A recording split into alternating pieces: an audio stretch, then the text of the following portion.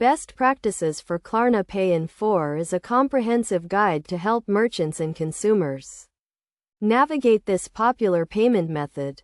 Klarna Pay in 4 allows customers to split purchases into 4 interest-free payments, making it a convenient and affordable option. To get started, merchants need to integrate Klarna Pay in 4 into their checkout process. This involves signing up for a Klarna account, configuring the payment method, and testing it to ensure a seamless customer experience.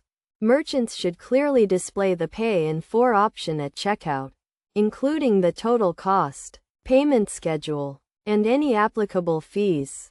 When using Klarna Pay in 4, customers should review the payment terms and schedule carefully.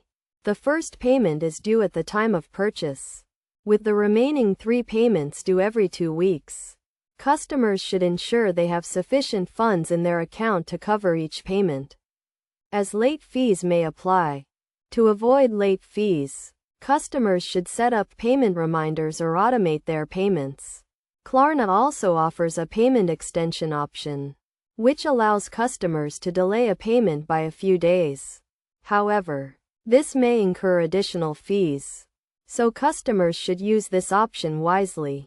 Merchants can optimize their use of Klarna Pay in 4 by offering it as a payment option for eligible products and customers. They should also ensure that their return and refund policies are compatible with Klarna Pay in 4 to avoid any disputes or issues. In addition, merchants should monitor their Klarna Pay in 4 transactions and adjust their strategies as needed. This may involve analyzing customer behavior, tracking payment success rates, and making adjustments to their pricing or product offerings.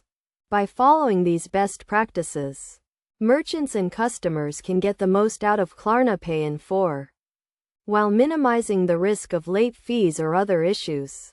By providing a flexible and affordable payment option, Klarna Pay in 4 can help increase sales, improve customer satisfaction, and drive business growth.